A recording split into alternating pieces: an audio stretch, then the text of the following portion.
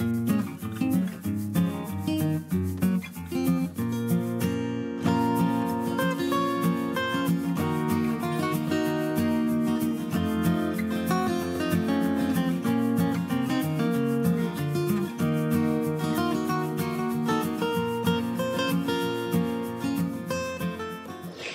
back to our next video. I'm going to do something a little different this time. I'm going to make a box.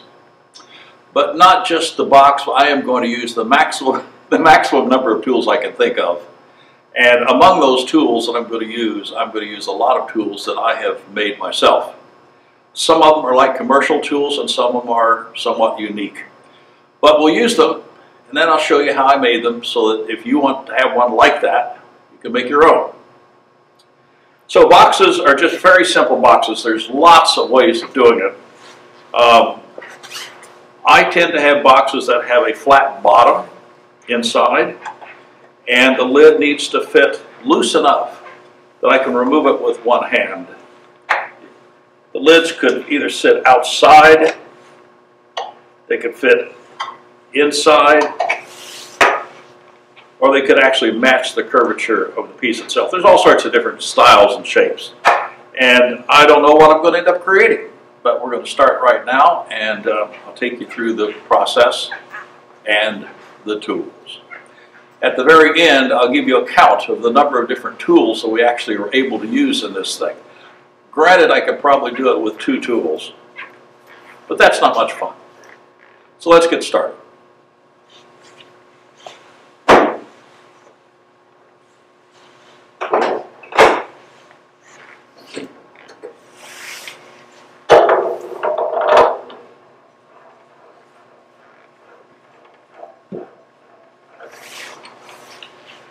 I have a blank. This is a piece of unknown wood.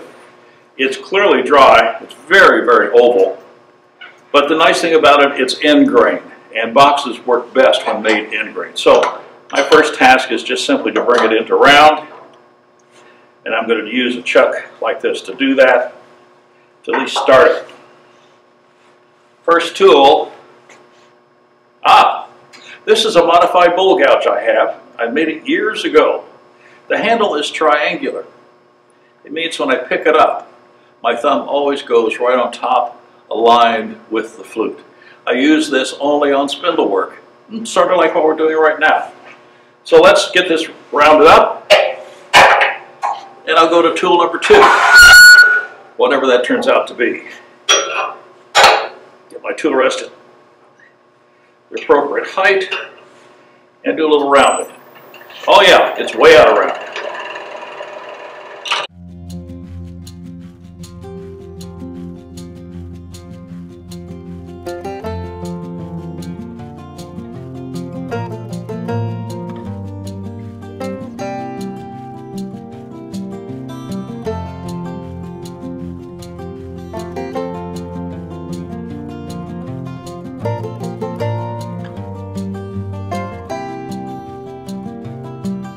Before I turn it around, I'm going to cut a rebate in this side for the bottom of the box, so let me mark that out.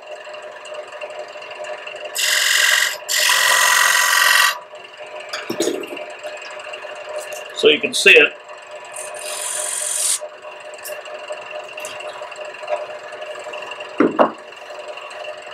Tool number 2, standard parting tool.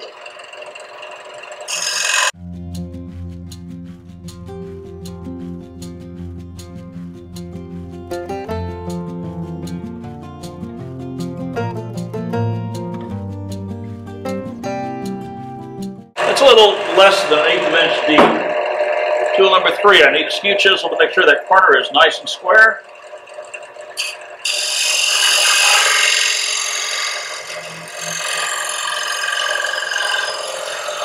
Good. Let's take it out of here. Get rid of this oversized chuck.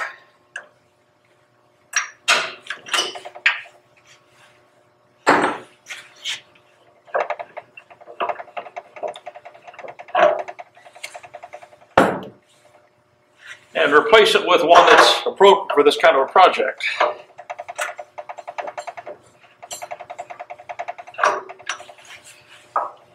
Now we can grab it,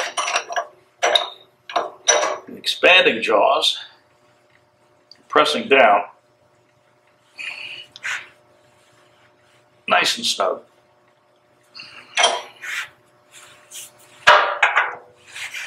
And we'll finish the rounding out. If we count chucks, that's 3 and 4. I hope you're counting because I'm not keeping track of all these tools. Different bowl gouge. Next tool.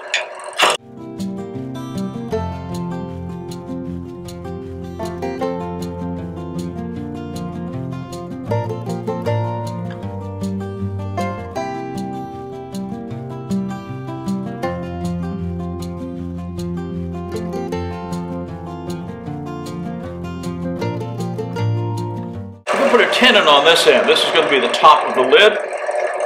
So let me take a measurement for that. So that's going to be the size of the tenon. So let's take away some material that's not tenon.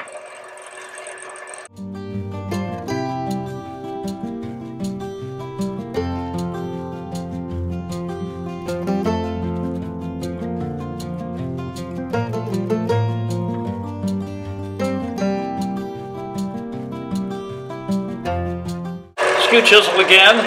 I'll use a different skew.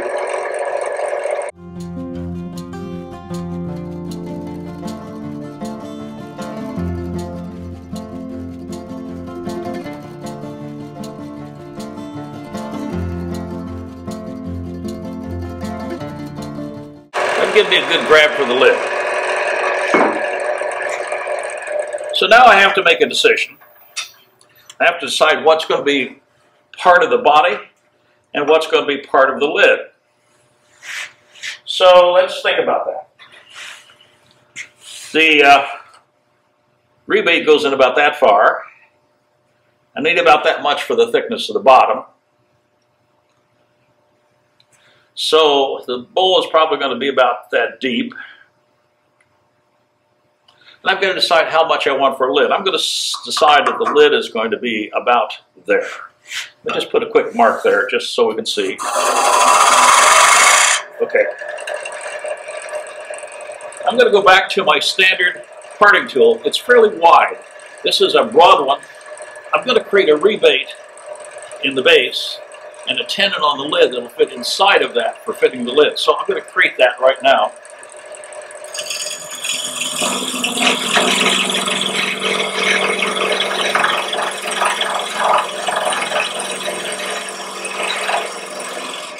The depth of this is going to represent the thickness of the wall. The inside thickness will work out later. So maybe a little bit more.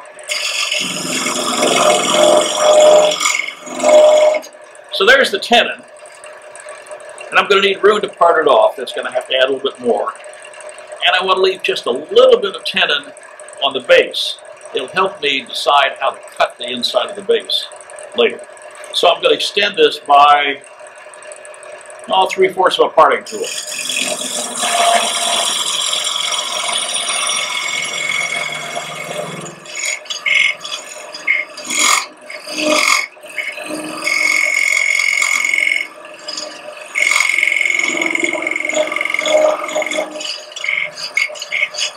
And by eye, I'm trying to get it as level and flat and as horizontal as I can, so those marks were just trying to perfect that. Okay, new tool. I need to part this off, and I'm going to use a thin parting tool to go in here and do that. This is one of the tools that I've made. Let me show you how I use it. And I'm going to take the cut almost all the way to the bottom.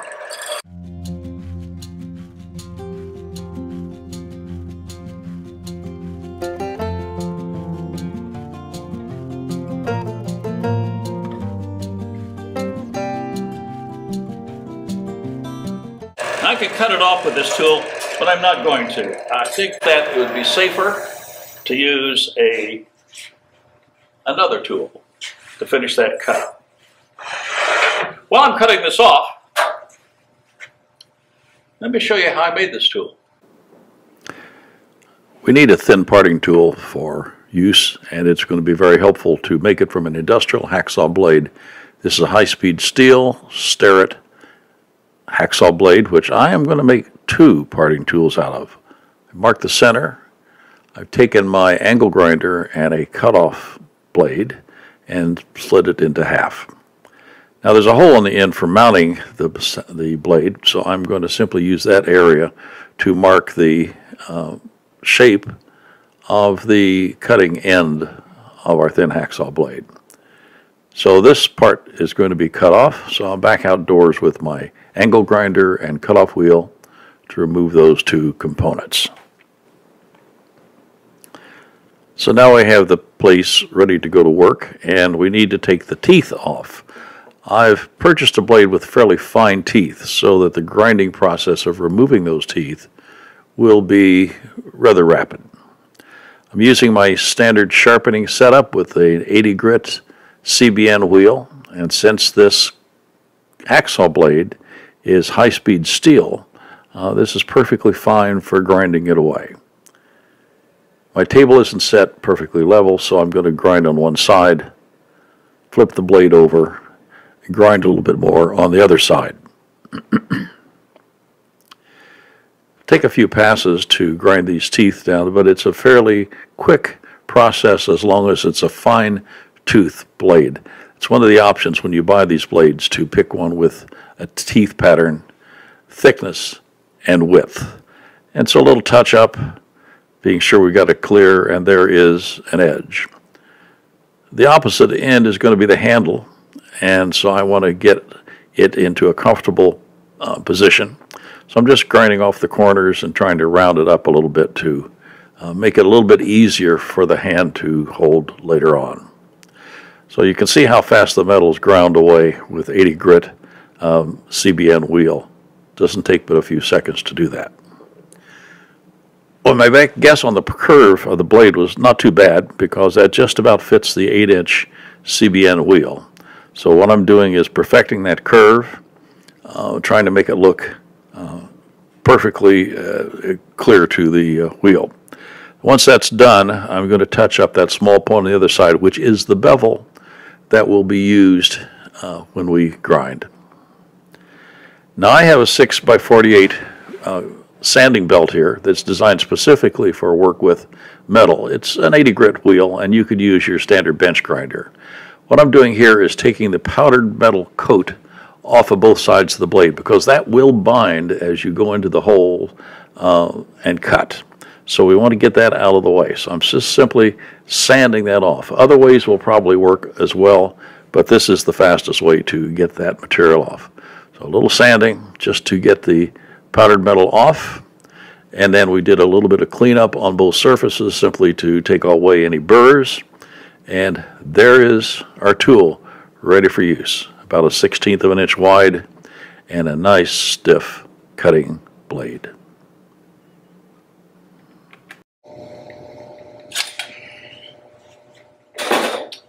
I hope that you find a thin parting tool useful. These blanks come in all sorts of different widths, thicknesses, tooth patterns. So it's a nice tool to have. I prefer the larger one. It fits my hand better. Okay, so that's done. Let's take the base out for a moment and work on the inside of the lid. There's the base.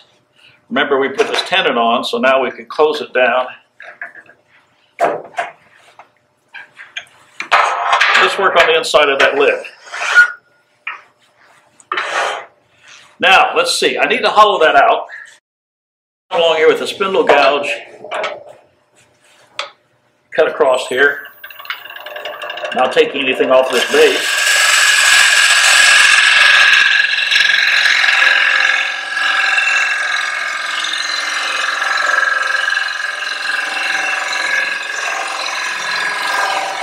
Come all the way across and hollow it out and make my shape out of the back. I'm not going to. I am going to use a different tool. The idea is to use as many tools as possible. One of the other things I've done is based on this commercial unit, which I'll show you in a second. I've made some negative rate scrapers that work really good at hollowing out this lid.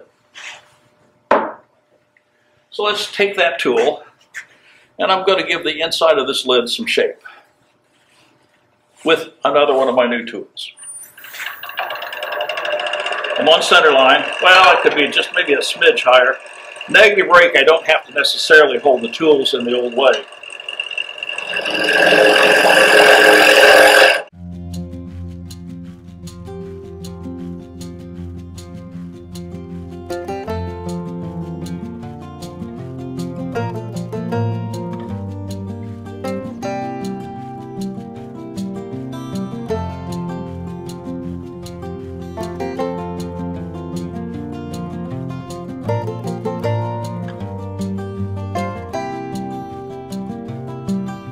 So I made a very light cut. And the surface in here is very, very good. I'm going to touch it up a little bit more towards this edge. Just one last little tiny cut with my negative rake scraper.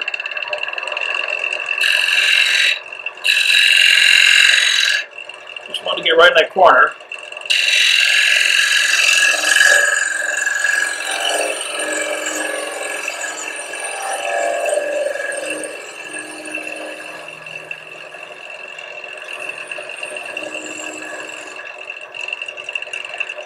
Yeah, most people take that out. I didn't. Negative rake scrapers. Commercially, new shapes. Let me show you how I made mine. One of my go-to tools for box making and other things is the negative rake scraper. And this is the newer format that has been introduced by a number of manufacturers, but this is specifically from Dewey Tools. I'm fortunate enough to have a Roborest, and it's easy for me to match the angles of the front and rear face of this tool against settings on my Roborest. The face, for instance, turns out to be number 4, and if I turn it over the back, which is more a obtuse angle, is setting number 6. So it's just right on the mark. So for me to reproduce this tool, or to sharpen it itself, I can simply reset my positions. A lot of you don't have a Roborest, so using a standard rest, I made up a couple of templates. I simply placed the tool against the wheel, set the angle until it matched, and then created a template so I could reposition that easily. So once I set that up, I then decided I'd check the angle from horizontal. That side is about 28 degrees. The face, when I set it up, turns out to be exactly 45 degrees.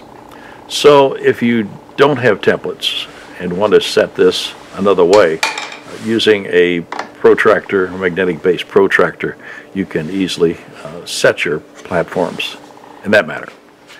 Well, now that we've set it, let's go make a tool. I would like to have a box scraper, one that is square across the bottom for doing the insides of boxes.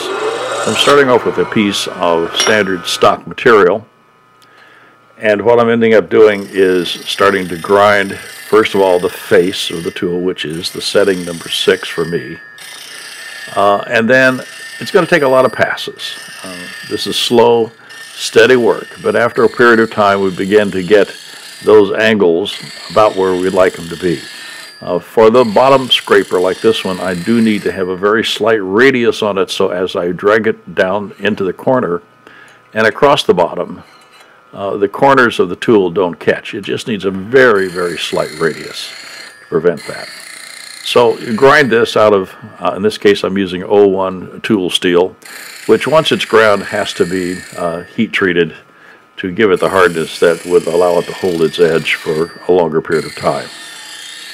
So that's a new tool. I created this because I saw one being introduced. I said, I can make that. So I did. The other things we can do is to take other scrapers we have. In this case, this was a standard commercial round nose scraper, which I then ground into this same profile using these same settings. So now I have a round nose scraper with the curve on the left side, which means this is an internal scraper for doing the inside of a vessel. So I have now two, the commercial one from DeWay Tools, the box scraper that I just created, and now this round nose scraper, which is good for hollowing and shaping interiors of fairly small objects. I did grind a third one, and that is a fairly large, very thick scraper. This took a great deal of time because there's a huge amount of metal to be removed, and I'm doing it with an 80 grit CBN wheel.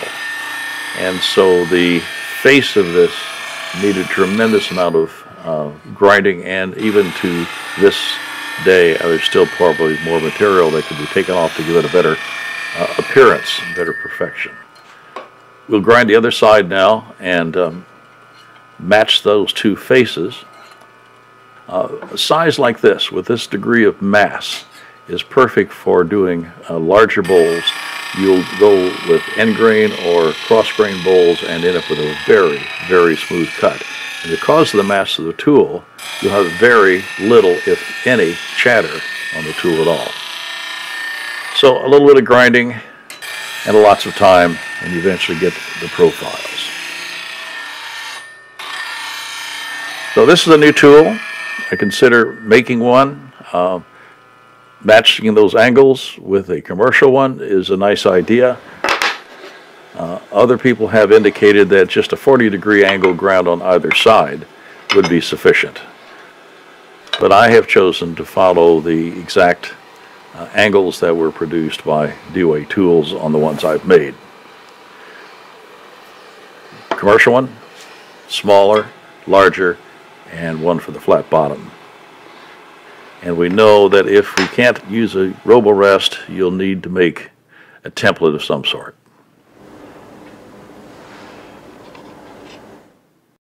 So I hope that was useful. I'm going to use that tool again before this video is over. But let me clean up the inside of this, just a little bit of sanding, a little 180 just to touch it up.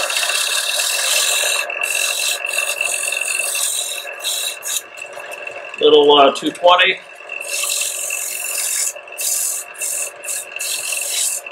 And something I tend to use, this is 3M Scotch-Brite.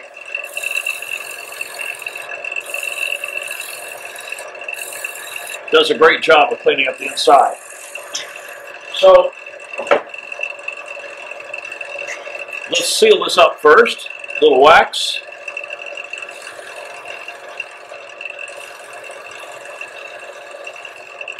Just a little bit. Buff it out a little bit. And I can't leave the inside of this plain. We need some kind of decoration. I think I'm going to put some lines in there. Another tool. This is what we call a diamond point tool or a pyramid tool. It's great for putting all sorts of decorative marks on. Let me use it real quick to just put a few indicating marks inside.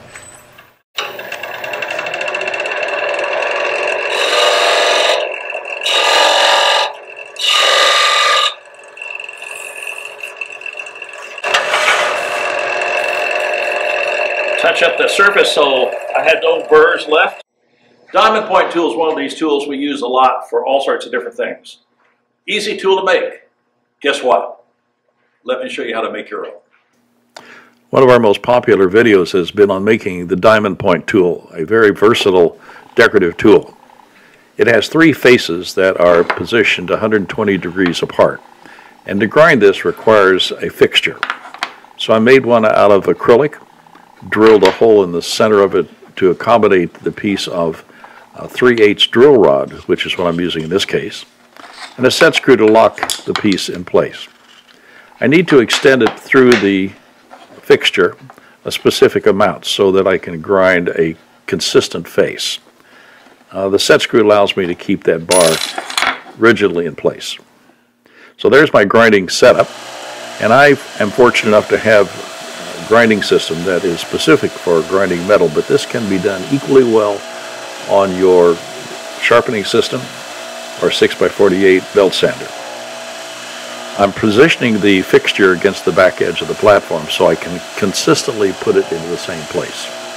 I also am cutting each side for the same number of passes, 1, 2, 3, 4, 5, rotate, 1, 2, 3, 4, 5, etc. And as the tip gets smaller and closer to being a point, I'm sticking it in water to keep it from overheating and losing any temper that it might have.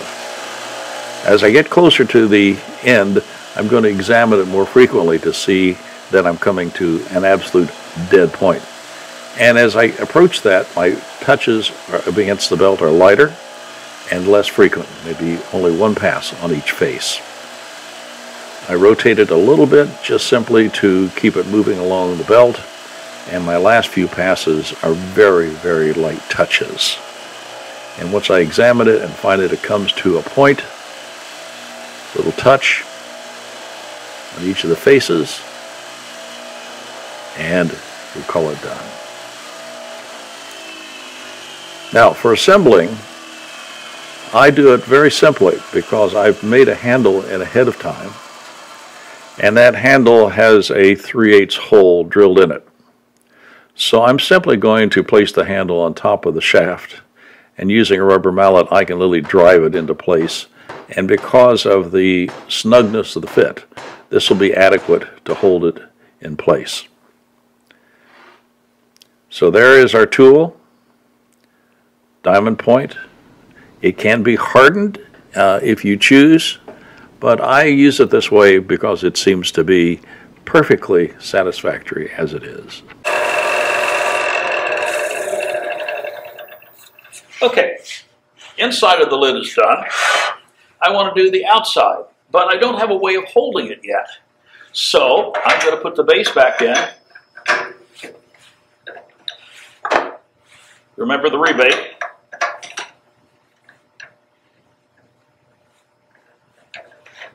Well, I got to remember, we're expanding into the rebate, so I turn the key the other direction. Okay, so now I'm going to create a way of being able to grab this lid in here. That's why I left this little tenon on. I know where the edge of this fits, right here. So I need to take a little bit out simply so I can fit this. But before I do that, I'm going to use another tool. Well, it's a drill bit, but I'm going to call it a tool. I need to establish how deep this box is going to go. So as I remember, an 1/8 inch rebate, thickness for the bottom, rebate, bottom. I need to go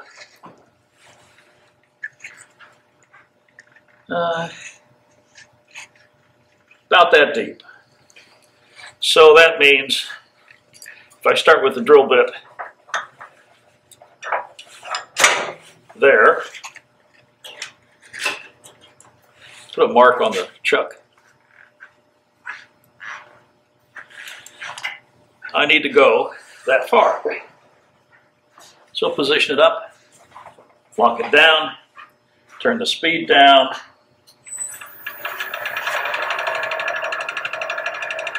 and I want to go from this mark out that distance.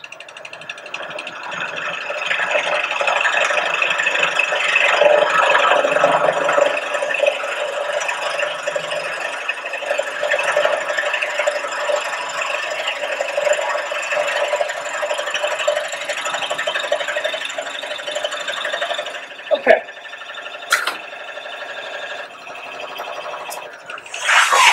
What I've done now is establish how deep the inside of that's going to be. I'm going to get rid of this because I'm going to impale myself if I don't. Okay, bit's out of the way.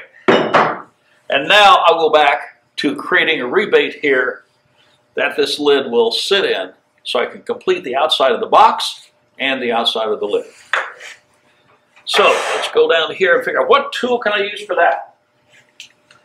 Well, I've talked to you about negative rate scrapers before, and I've shown those to you, but I have one that I've designed specifically for doing this kind of straight-in cut. So I'm going to use a different one of my homemade negative rate scrapers. simply to go in here and create a little bit of opening.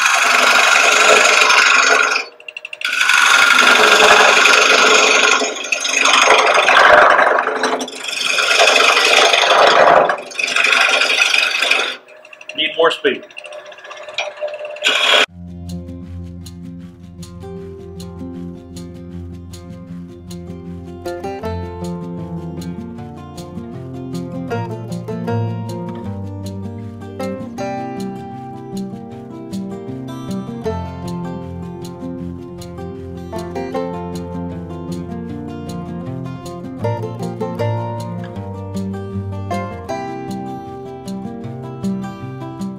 I'm getting close to the mark, but I'm not there. But let me check. That shoulder has to go away, so it's careful cuts now, repetitive, very shallow, one at a time. I want it to fit snugly at this point, looser later.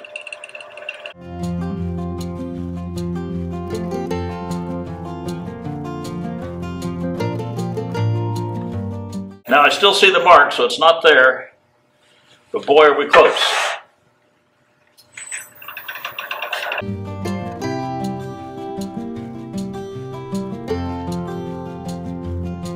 My boxes never have a tight-fitting lid because I need to be able to take the lid off with one hand. But at this point, I would like it to fit somewhat snugly. So I'm going to make it a little loose, and I'm going to put a paper joint in here to hold it tight.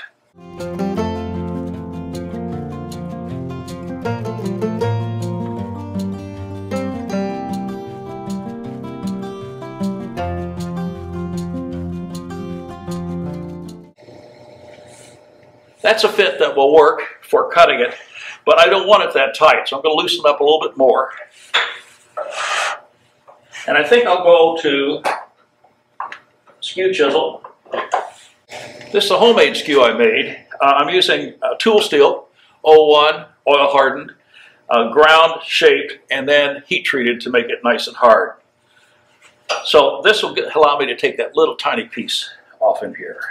A little bit more, just a shade.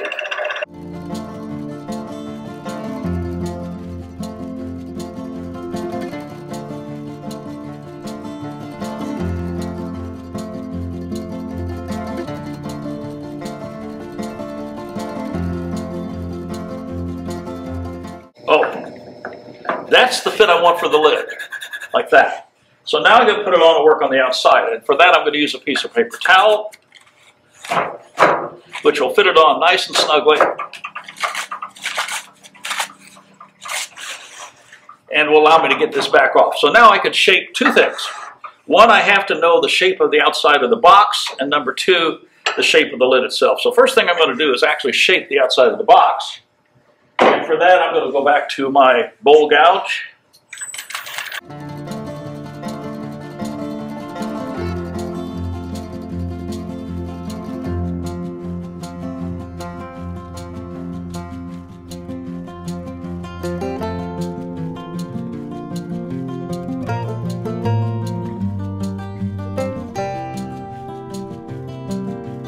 I don't want the box to be flat. I want to have a little bit of curvature on the outside edge, which I put in there. It's not much, but it's a little bit of curvature, and I think that's more interesting. So now it's time to work on this top. And this is decorative opportunity again. This, which was a tenon, will now become my knob. And so let's take some mass away just with the gouge, since I still have that in my hand.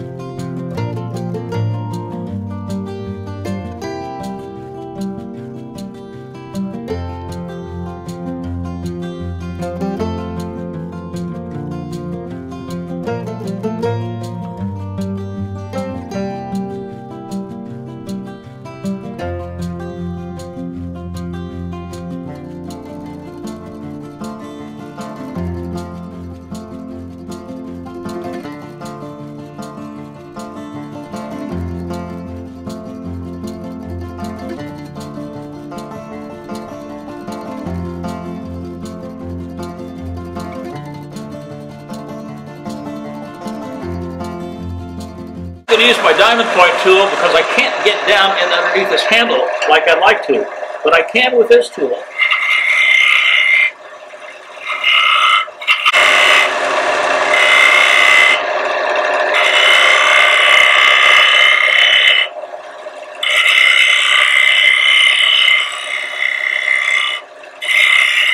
Believe it or not, I'm using the side of the diamond point tool as a scraper. Let's do a little sanding.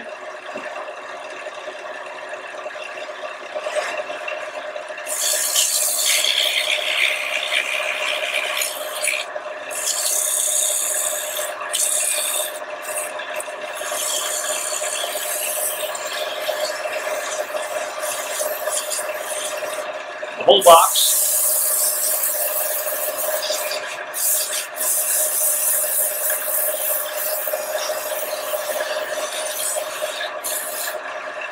Fortunate we have good dust collection here.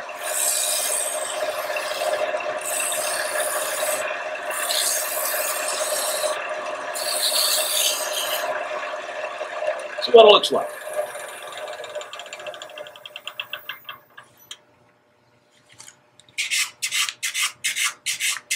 Do a little bit more sanding here to take care of some of the marks.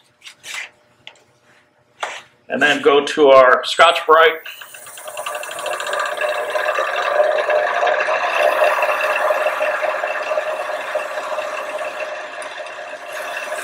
With that, I can get back up in that little hole there.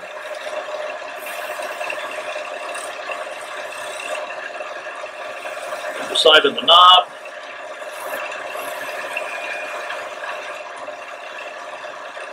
I think the knob, I'm going to kind of dish it out for a second here, just for the fun of it.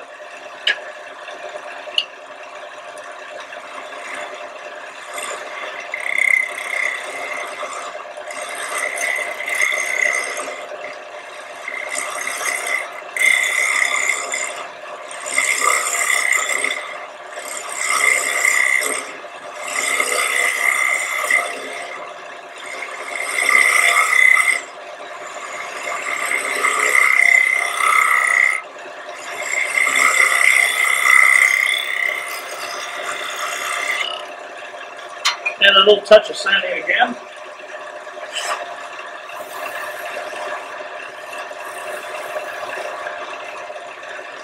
And let's see, what kind of decorations? I think I'll just put a few lines here too.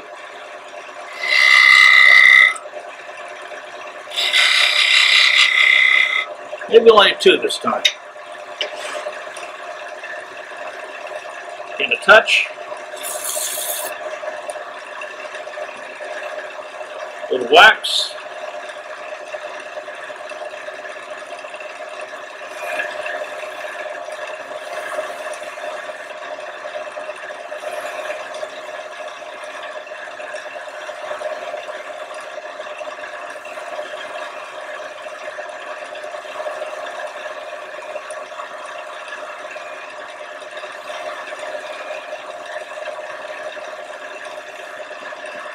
A little polish.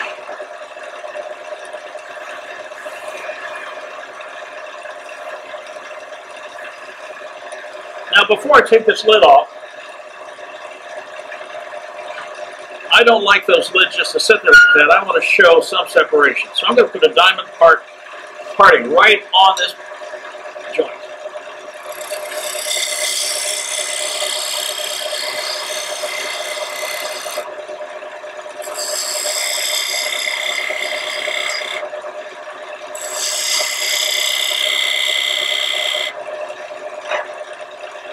Touch those up with the wax again, just to be sure.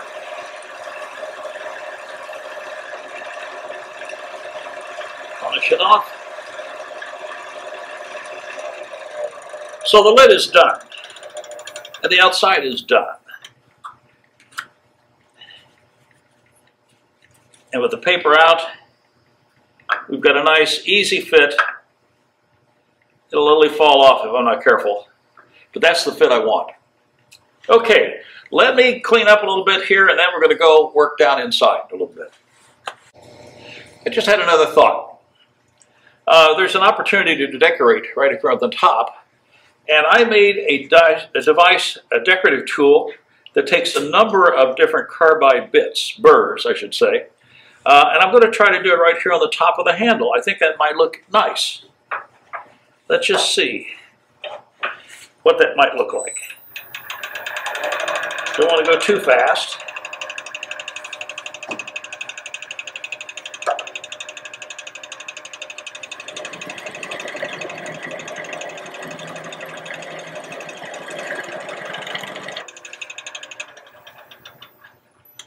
Yeah, create a nice little spiral pattern.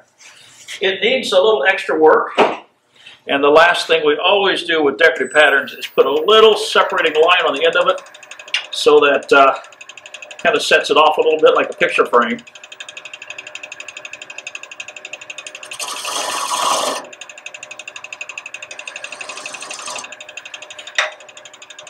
It's a nice little decorative tool. Let me show you how I made it.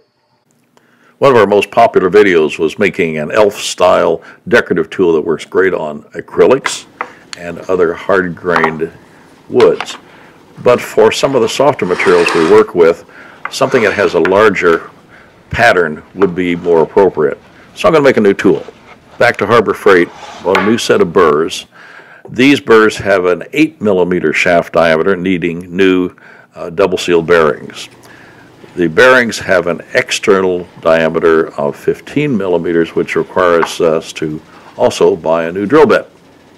I'm adding also a rare earth magnet at the very end to cause the bits to snap into place and stay there. So here's the components that need to be assembled into our tool. Let's go to the lathe and make the tool. This is mostly a woodworking project. So we'll turn down a piece of stock, which will become our handle. I'm also going to make the handle just a little bit longer than we have on the past project. I want a little bit more grip area to hang on to. So we'll just shape it down to the general shape. And once we have that established, I'll come in with my shallow fluted gouge and mark off the end of the handle and give it some general shape at this point in time. Just simply trying to identify the length. I don't want to turn it too small until the holes in the end of the shaft have been added and we're ready to complete the design, sanding, and finishing with a little bit of wax. So to drill the hole, I always start with a center cut bit. This will go into the end grain always dead square. We use these a lot in machine work. So I'm going to establish the hole pattern here with this and then go to my 15mm drill bit to drill to the established depth for this particular set of bushings and magnet.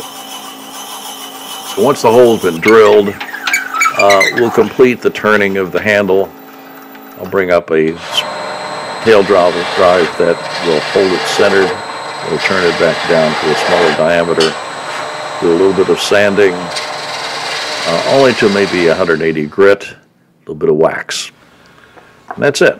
So now to assemble, I'm going to stand it up on end because I want to put the rare earth magnet in first and drop it straight in. So I'm roughing it up on a piece of 80 grit sandpaper so that when I put it in, it will have a little bit of tooth to stick to the CA glue that I'm putting in the bottom. This is a medium thick glue, just a few drops in the bottom. We'll drop in the rare earth magnet and that'll glue it to place. Now the bottom bushing doesn't need any glue because it will literally just stick to the magnet, and that's adequate to hold it in place. The top one, however, requires being glued into place, and I want to be careful that when I add the glue, I don't seal the bearing to itself.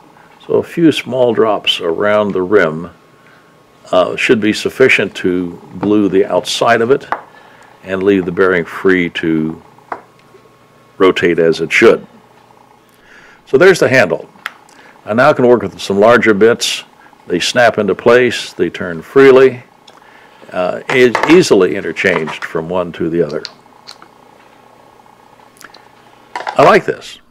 I think I'm going to make another one.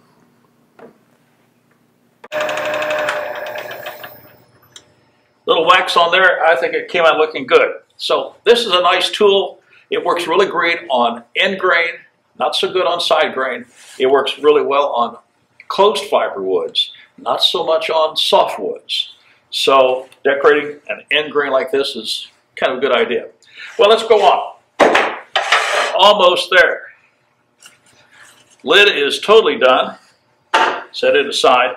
I now have to do the inside of the bottom and the outside of the bottom. So let's do the inside, and I'm going to go back to my new negative rake scraper for hollowing.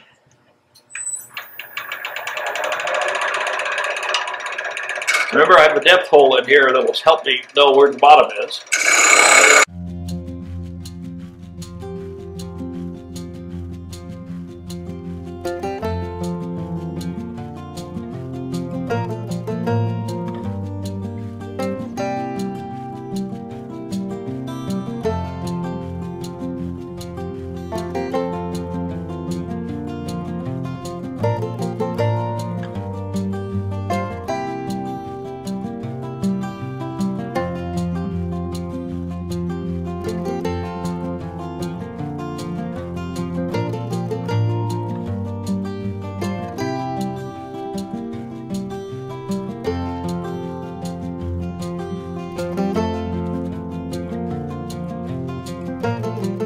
Obviously, you can see that I changed plans. I started with this one, and I think for wood removal, this was a little faster.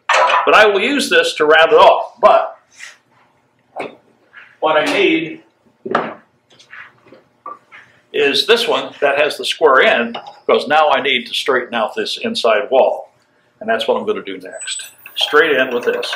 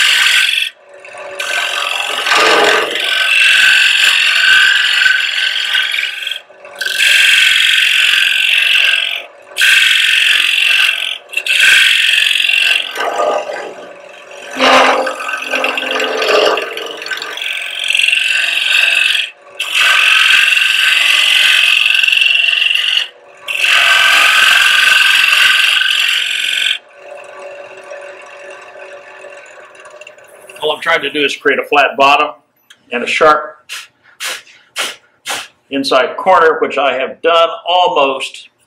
The bottom needs just a little bit more cleanup.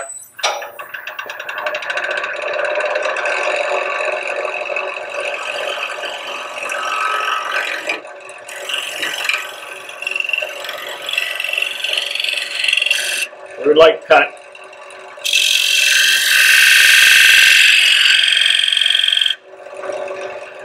And the corner was not quite as clean as it could be. It looks fine now. Little mark right there in the center. We'll take care of it in a second.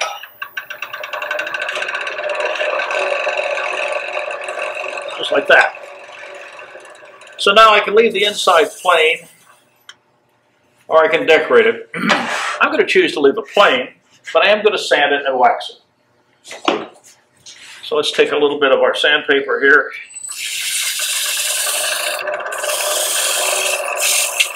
Some quick strokes. I'm not touching this rim right here, other than get the sawdust out of it, because I know the fit is exactly what I want. So I'm just doing the inside of the box. top rim. A little bit of wax. Now, let's get the sawdust out first.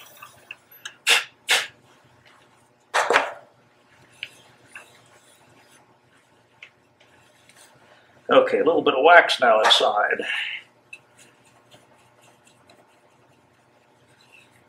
It's easier for me to apply it with the lathe off.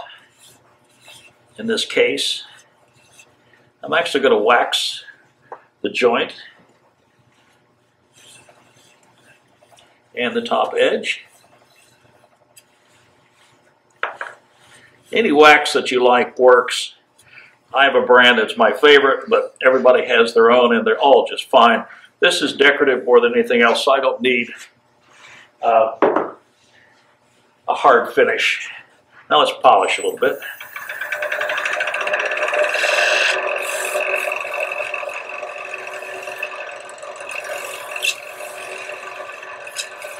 Okay.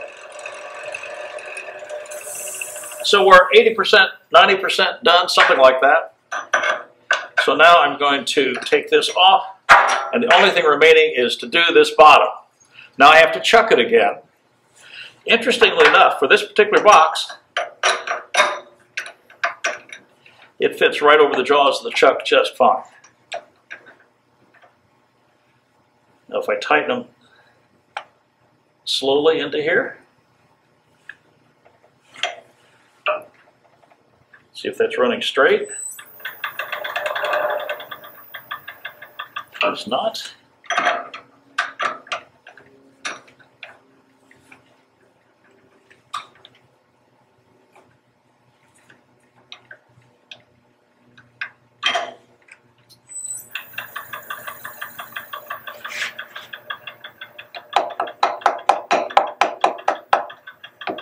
Okay, got it running. That's good enough. I need to pour a little more pressure on, but not too much. Yeah, that's fine. So if I tighten it too much, I could break my box. I don't need to do that. Okay, so now we're down to the bottom. And again, my scraper.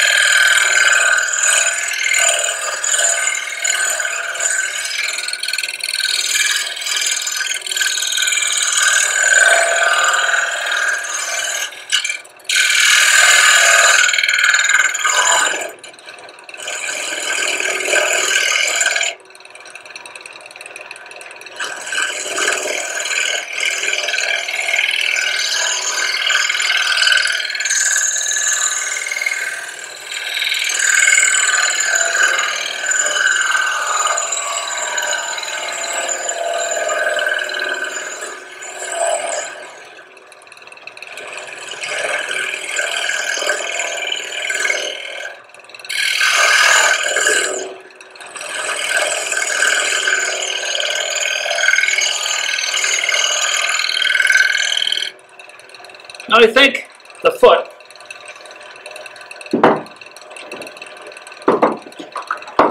could benefit from having a bead on it. Let me put a bead on here and see whether I like it. It may work out just fine.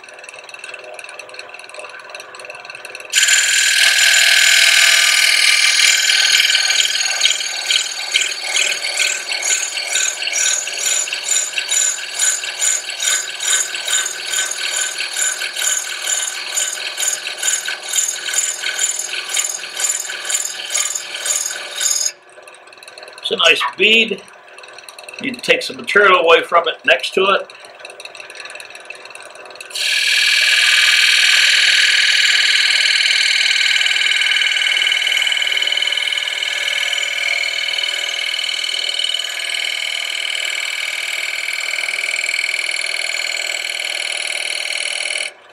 And on the outside, that area has to go away.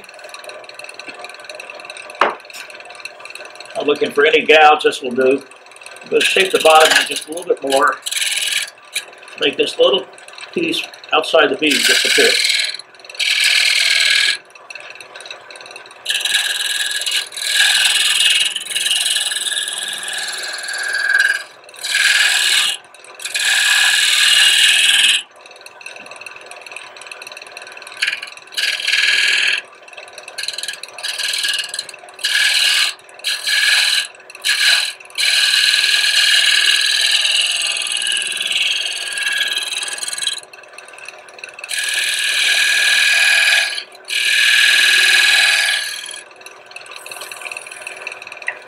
And round the bead up a little bit more.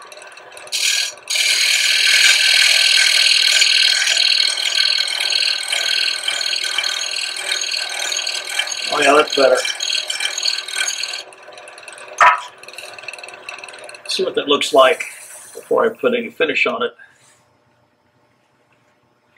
I want to make this little corner go away, and I think that's just sandpaper. A little sanding here to clean this edge up.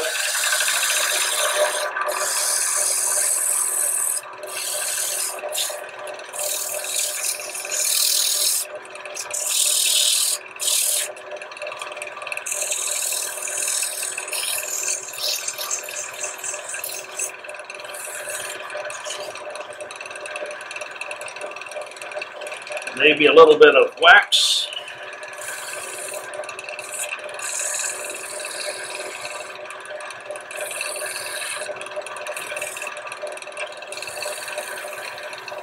Retouch this.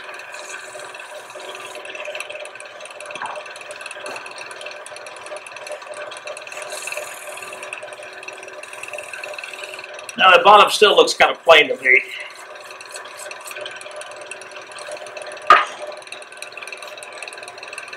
I think I'll put a decoration on it.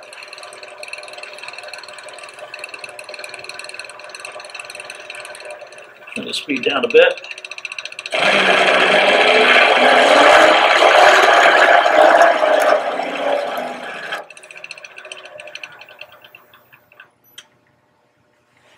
And a little cleanup with the Scotch-Brite.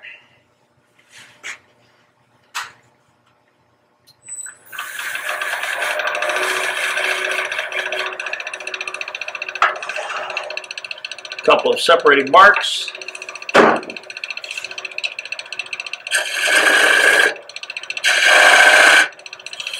And a little bit of wax.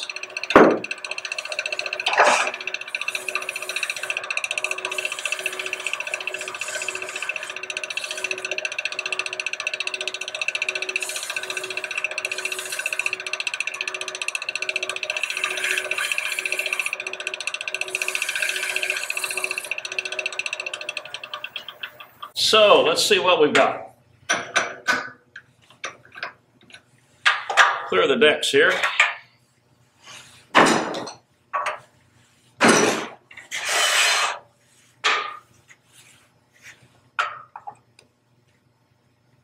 That's the fit I want. There's the top. There's the bottom. And the one tool I've just done last, which you have seen me use only once. Let's create this beaded foot. It's another new tool. I haven't shown you how I made that one, but that's one you can resurrect out of your old toolbox.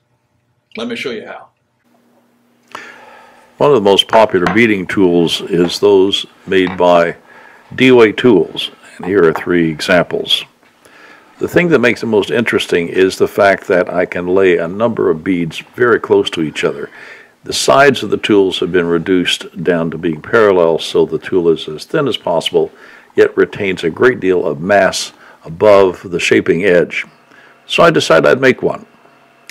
I found a small bowl gouge that had a U-shaped flute, not parabolic as most bowl gouges, and I'm going to use this one.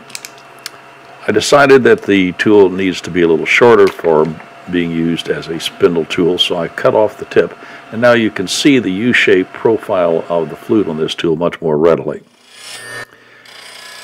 Grinding the tool is being done on a standard 8-inch CBN wheel, my normal sharpening system, and it does take a little bit of time to do.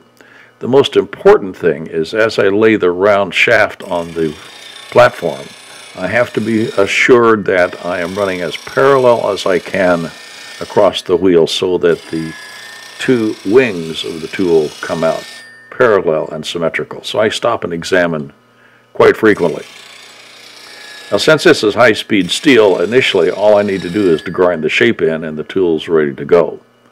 So after a number of grinding, I get down to the place that I have 2 points on either side, coming all the way to the tip. So the next thing to do is to remove that circular tubular mass on either side of those points, and that just requires going to the wheel and grinding those 2 round faces back to whatever is satisfactory. So a number of passes on either face will eventually reduce that, and I'm doing this by eye with no particular formula in mind. So I'm radiusing it a little bit, and at the end of this radiusing process I am actually going to break the heel of the tool just a little bit. No particular reason other than maybe just cosmetic. So the tool has been shaped simply by grinding the bevel off, and as you can see, at a back angle. So once these 2 faces have been done, the tool is virtually ready to go. I did off camera take and put this into the lathe and reduce the length of the handle so that it's a more appropriate spindle tool. The length of the bowl gouge handle was too much for this particular tool. So here it is. I've shortened the handle, I've ground the bevel on it, and I have a tool that in some manner or another is somewhat similar to the way Dewey makes their beading tools. It works very well. Well, I hope all the little inserted videos we put in will allow you to be able to consider the possibility of making a number of your own tools. Specific purpose, decorative tools, things that you can use every day, and things that you can use older tools for. So if you have questions, you have comments, please post them down below on the video. We really appreciate hearing from you. And our next video will be coming very soon. Thank you for watching. We appreciate your patronage. Take care.